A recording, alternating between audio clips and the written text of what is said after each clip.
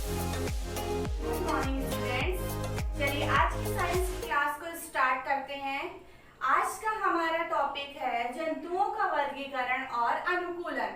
Last video में हम लोगों ने इसमें जंतुओं का वर्गीकरण पढ़ रहे थे, जिसमें कि जंतुओं को दो आधार पर वर्गीकृत किया गया है, भोजन के आधार पर और आवास के आधार पर। तो हम लोगों ने अपना भोजन के आधार पर जंतुओं का वर्गीकरण पढ़ लिया था। आज हम लोग अपना उसका सेकंड टाइप देखेंगे, आवास के आधार पर वर्गीकरण। आवास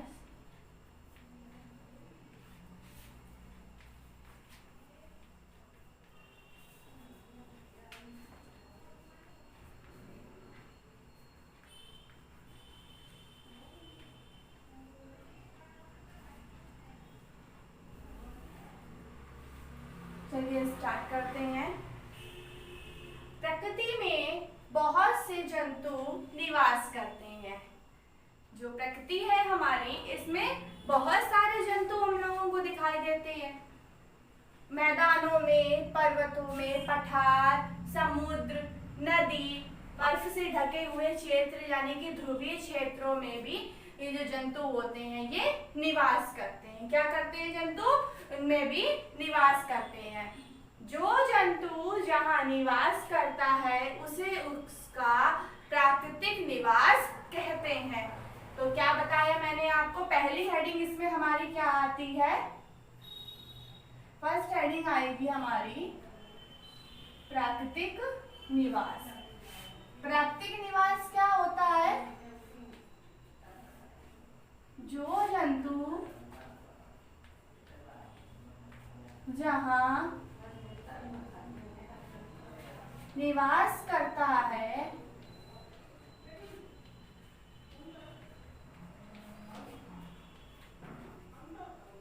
उसे जंतु का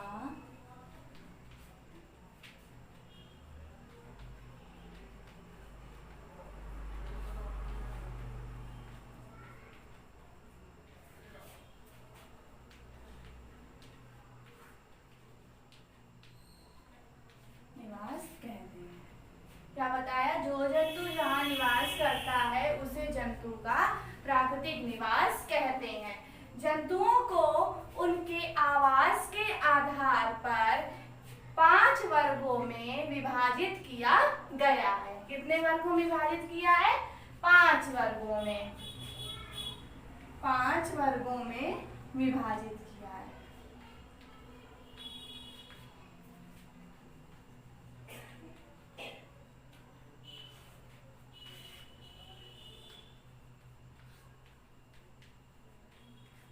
पहला आता है हमारा स्थलचर जंतु।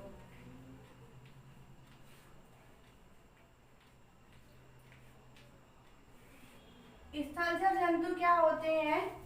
ऐसे जंतु जो निरंतर स्थल पर निवास करते हैं उन्हें हम लोग स्थलचर जंतु कहते हैं।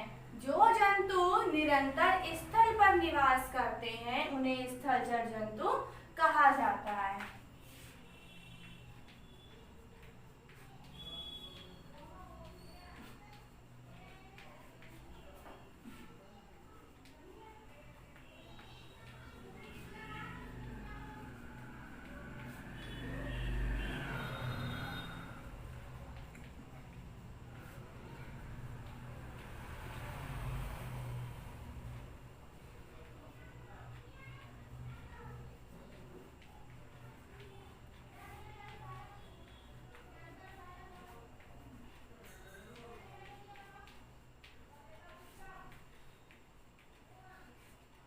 स्थलचर जंतु कहलाते हैं। जैसे कि हमारे ऊंट, हिरन, घोड़ा, हाथी, ये सब क्या है? हमारे स्थलचर जंतु है। मनुष्य भी हमारा स्थलचर जंतु है, क्योंकि वो भी पूर्णतया स्थल पर ही निवास करता है। इसमें फेफड़े पाए जाते हैं श्वसन के लिए। इसमें ज्ञानेंद्रियां पाई जाती हैं, जिससे कि वह अपने भोजन की तलाश करता है और अपनी सुरक्षा करता है। क्या करता है? ज्ञानेंद्रियों की सहायता से ही मनुष्य अपने भोजन भोजन की तलाश करता है और अपनी सुरक्षा करता है। ज्ञानेंद्रियां कितनी होती हैं? 5 होती हैं, आंख, नाक, कान, जीभ और त्वचा। अब हमारा इसमें नेक्स्ट आएगा जलचर जंतु। जलचर जंतु क्या होते हैं? जलचर जंतु जल में रहने वाले जंतुओं को जलचर जंतु कहा जाता है। क्या बताया? जल में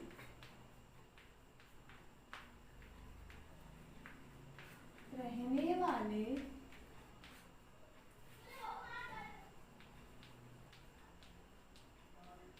जंतुओं को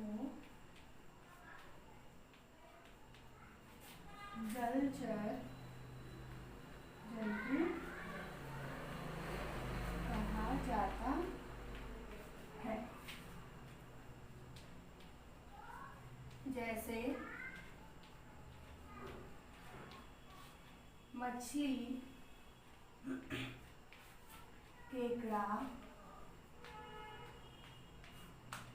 बतख, मछली, केकड़ा, बतख, मगरमच्छ,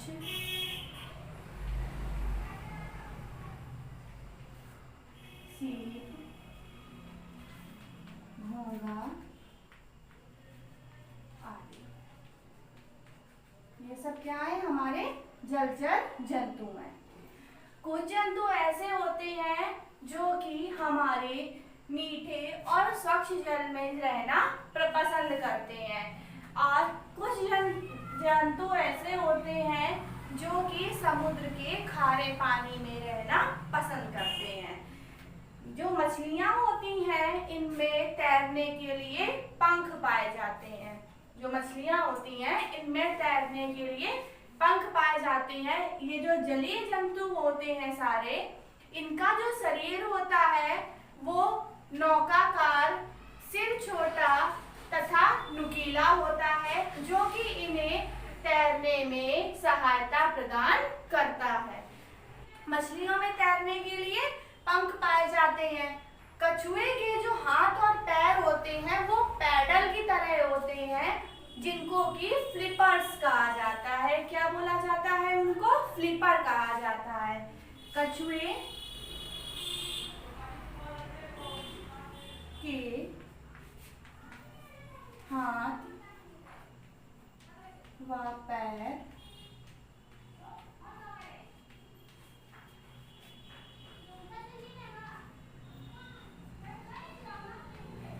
पैडल के भांति होते हैं, जिन्हें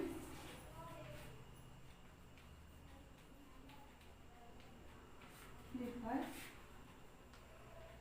कहा जाता है। ये जो फ्लिपर होते हैं, जब कछुआ जल में तैरता है तो ये जल को ढकेलते हैं। जो केकड़ा होता है और जो हमारी मछलियां होती हैं ये गलफड़ों से सांस लेती हैं, और हमारा मगरमच्छ और कछुआ फेफड़ों के द्वारा सांस लेता है। कैसे सांस लेता है? फेफड़ों के द्वारा सांस लेता है। और जो हमारी मछलियां होती हैं ये गलफड़ों की सहायता से सांस लेती हैं। ये श्वसन क्रिया करते समय नाक से जल को बाहर निकालते रहते हैं। अब हमारा इसमें नेक्स्ट हेडिंग आएगी उभयचर जंतु। उभयचर जंतु ऐसे भी कुछ जंतु होते हैं जो जल और स्थल दोनों में आसानी से रह सकते हैं। उनको हम लोग उभयचर जंतु कहते हैं। क्या बोलते हैं? ऐसे जंतु जो जल और स्थल दोनों में आसानी से रह सकते हैं उन्हें उभयचर जंतु कहते हैं। जैसे कि हमारा मेढक, मगरमच्छ, कछुआ आदि।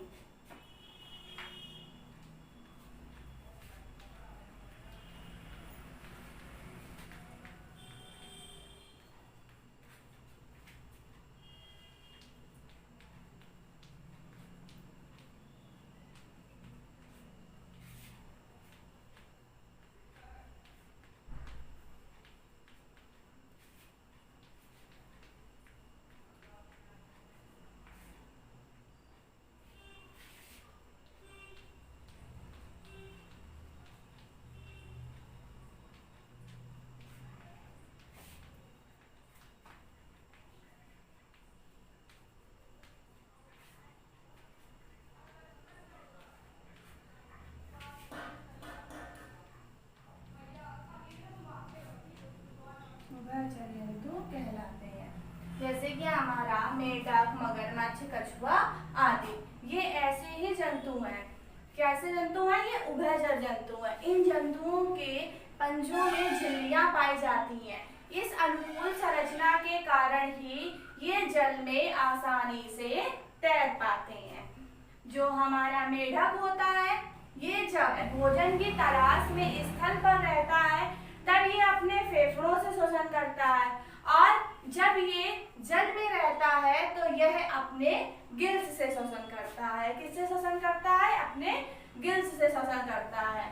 और मेढक के शिशु को क्या बोलते हैं हम लोग? टैडपोल बोलते हैं। क्या बोलते हैं? मेढक के शिशु को हम लोग टैडपोल बोलते हैं।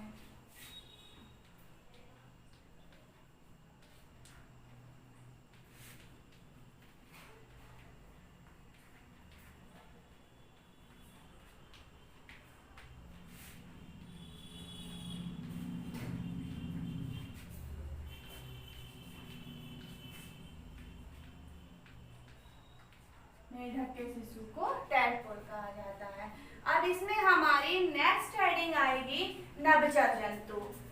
फोर्थ हेडिंग हमारी आती है नभचर जंतु।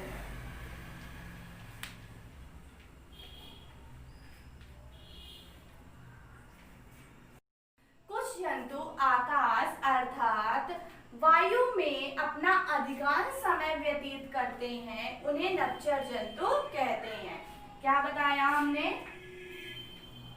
कुछ जंतु आकाश अर्थात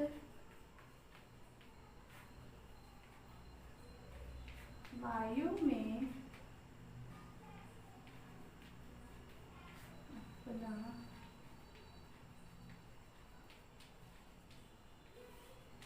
अधिकांश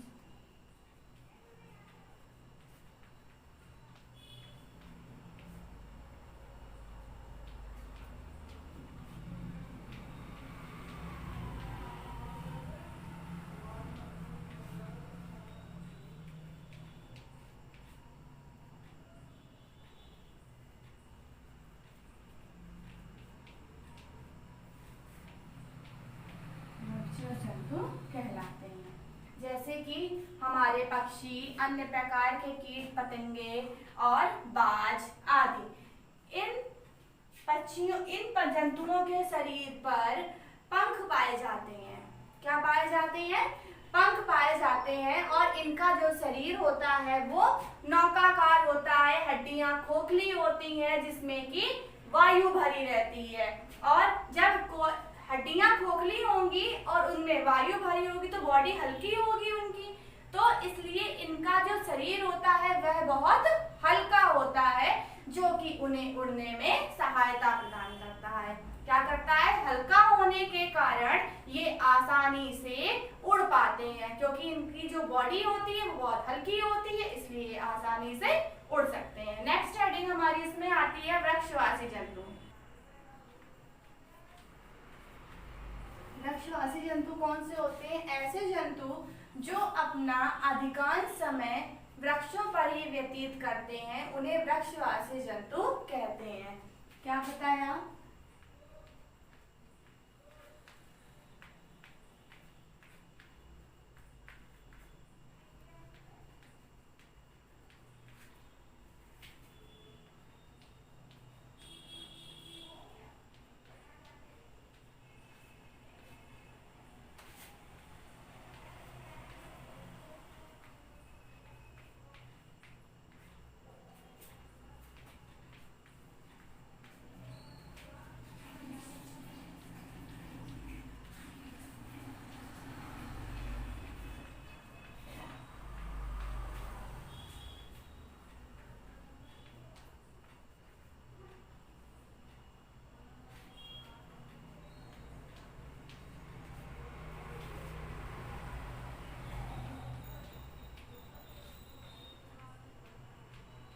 जैसे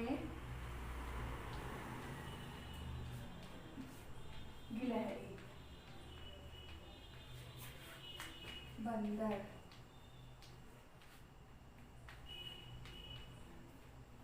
गिरगिट आदि। ये जो जंतु होते हैं ये वृक्षों की टहनियों को पकड़कर आसानी से चढ़ उतर सकते हैं। ये अधिकांश समय अपने जीवन का वृक्षों पर ही व्यतीत करते हैं। इनके हाथों के और पंजों के जो पकड़ होती है वो बहुत मजबूत होती है, क्योंकि जो इनके पंजे होते हैं वो नुकीले होते हैं, जिससे कि ये आसानी से वृक्षों की शाखाओं को मजबूती से पकड़ लेते हैं। अब आवाज के आधार पर वर्गीकरण में जितने भी टाइप के जंतु थे वो हम लोगों ने इसमें पढ़ लिए। अब हम लोग नेक्स्ट